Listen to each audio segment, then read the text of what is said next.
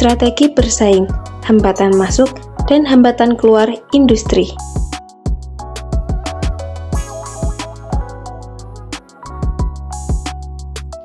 Dalam dunia bisnis, persaingan tidak hanya ditentukan oleh perusahaan yang sudah berada di dalam industri, tetapi juga oleh kemungkinan masuknya pesaing baru dan kesulitan perusahaan untuk keluar dari industri tersebut. Oleh karena itu, konsep hambatan masuk atau barriers to entry dan hambatan keluar barriers to exit menjadi bagian penting dalam strategi bersaing. Konsep ini pertama kali dipopulerkan oleh Michael E. Porter melalui teori Five Forces yang menjelaskan bahwa tingkat keuntungan suatu industri sangat dipengaruhi oleh ancaman pendatang baru, kekuatan pemasok, kekuatan pembeli, ancaman produk substitusi, dan persaingan antar perusahaan dalam industri. Perusahaan yang memahami hambatan masuk dan keluar industri akan lebih mampu merancang strategi untuk mempertahankan keunggulan kompetitif dan menghadapi perubahan lingkungan bisnis. Pengertian hambatan masuk industri. Hambatan masuk industri adalah berbagai faktor yang menyulitkan perusahaan baru untuk memasuki suatu industri dan bersaing dengan perusahaan yang sudah ada. Menurut penelitian yang mengacu pada teori Porter, hambatan masuk berfungsi sebagai pelindung bagi perusahaan yang telah beroperasi karena dapat mengurangi ancaman dari pendatang baru. Tujuan hambatan masuk yang pertama yaitu melindungi pangsa pasar perusahaan yang sudah ada. Yang kedua yaitu mengurangi ancaman kompetitor baru. Yang ketiga yaitu menjaga tingkat keuntungan industri. Dan yang terakhir yaitu meningkatkan posisi kompetitif perusahaan. Jenis-jenis hambatan masuk industri. Skala ekonomi atau economies of scale, yaitu skala ekonomi terjadi ketika biaya produksi per unit menurun seiring meningkatnya jumlah produksi. Perusahaan besar memiliki biaya produksi yang lebih rendah dibanding perusahaan baru. Contohnya, industri semen dan otomotif membutuhkan kapasitas produksi besar sehingga perusahaan baru harus mengeluarkan investasi sangat tinggi untuk dapat bersaing. Dampaknya, pendatang baru sulit mencapai efisiensi biaya dan perusahaan lama memiliki keunggulan harga. Yang kedua yaitu kebutuhan modal yang besar. Beberapa industri memerlukan investasi awal yang sangat tinggi.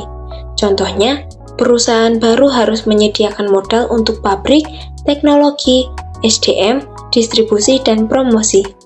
Semakin besar modal yang dibutuhkan, semakin sulit industri dimasuki. Contohnya, industri penerbangan, industri telekomunikasi, industri perbankan. Yang ketiga yaitu diferensiasi produk. Perusahaan lama biasanya telah memiliki merek yang kuat dan loyalitas pelanggan. Contohnya, dalam industri minuman ringan, konsumen sudah mengenal produk seperti The Coca-Cola Company dan PepsiCo. Pendatang baru harus mengeluarkan biaya besar untuk membangun kepercayaan konsumen. Yang keempat yaitu akses terhadap saluran distribusi. Perusahaan baru sering kesulitan memperoleh akses ke distributor atau jaringan pemasaran.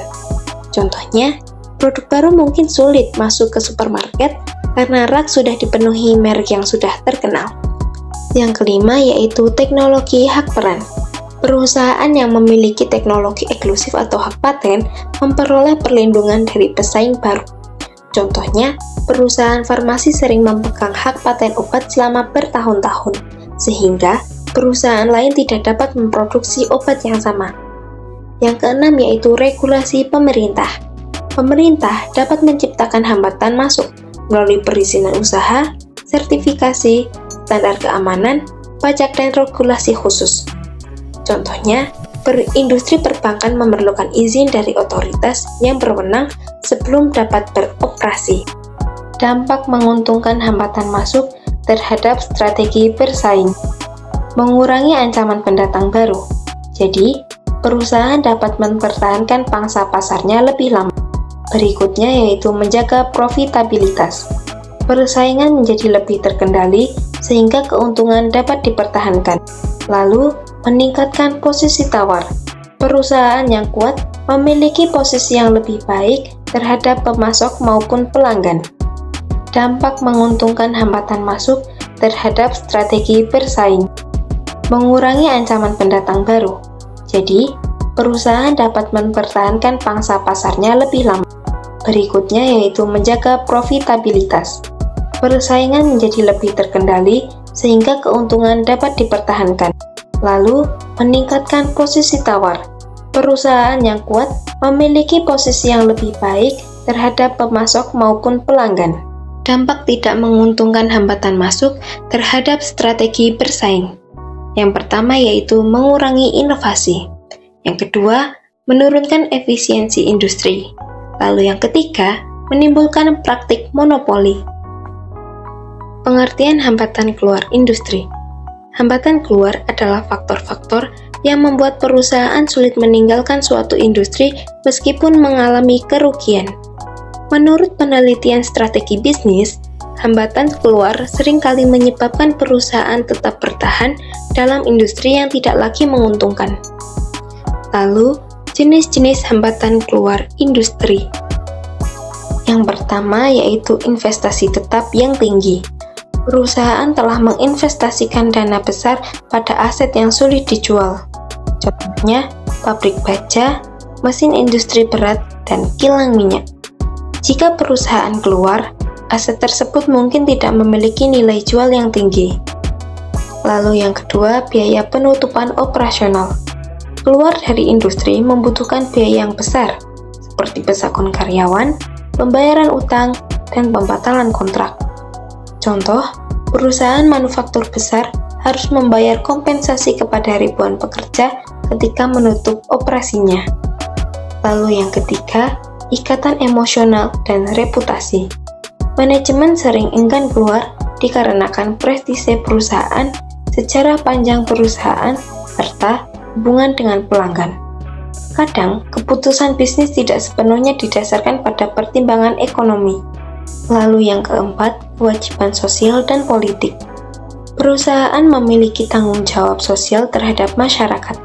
Contohnya, penutupan pabrik dapat menyebabkan pengangguran massal sehingga perusahaan dapat tekanan dari pemerintah dan masyarakat. Yang kelima yaitu kontrak jangka panjang. Perusahaan mungkin terikat kontrak dengan supplier, distributor, investor. Kontrak tersebut membuat perusahaan tidak bisa langsung keluar dari industri. Hubungan hambatan masuk dan keluar. Yang pertama, kondisi industri sangat menarik dan menguntungkan. Maka hambatan keluar akan rendah, namun hambatan masuk akan menjadi tinggi. Yang kedua, resiko tinggi pesaing ketat. Hambatan keluar tinggi, hambatan masuk juga tinggi. Lalu yang ketiga, persaingan normal. Hambatan keluar rendah, hambatan masuk rendah. Lalu yang keempat, industri paling beresiko. Hambatan keluar tinggi, hambatan masuknya rendah. Jadi, industri dengan hambatan masuk rendah dan hambatan keluar tinggi sering mengalami kelebihan kapasitas karena banyak perusahaan masuk tetapi sulit keluar saat kondisi memburuk. Porter menjelaskan bahwa kombinasi hambatan masuk dan keluar menentukan tingkat persaingan industri. Contoh studi kasus industri maskapai penerbangan. Hambatan masuk yaitu membutuhkan modal yang besar, harus memiliki armada penerbangan, regulasi penerbangan yang ketat, serta membutuhkan SDM bersertifikasi. Hambatan keluarnya yaitu pesawat sulit dijual cepat, banyak kontrak jangka panjang, biaya pesangon tinggi, juga tekanan pemerintah dan masyarakat. Dampaknya, meskipun mengalami kerugian, banyak maskapai tetap beroperasi karena biaya keluar industri sangat besar. Implikasi bagi strategi bersaing. Perusahaan dapat menciptakan hambatan masuk melalui strategi diferensiasi, yaitu membangun merek yang kuat sehingga pelanggan loyal. Lalu, strategi kepemimpinan biaya. Mencapai efisiensi biaya yang sulit ditiru oleh pesaing. Lalu, strategi inovasi, mengembangkan teknologi dan produk baru secara berkelanjutan. Lalu berikutnya, strategi kemitraan, membangun hubungan jangka panjang dengan pemasok dan pelanggan. Kritik terhadap konsep hambatan masuk dan keluar. Dalam era digital, beberapa hambatan tradisional mulai berkurang. Contohnya, toko online dapat dibuka dengan modal relatif kecil.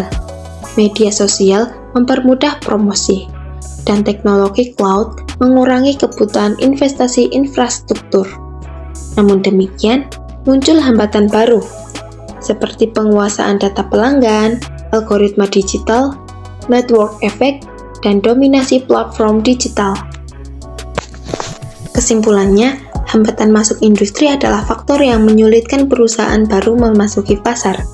Hambatan keluar industri adalah faktor yang menyulitkan perusahaan meninggalkan pasar. Hambatan masuk yang tinggi dapat melindungi keuntungan perusahaan yang sudah ada.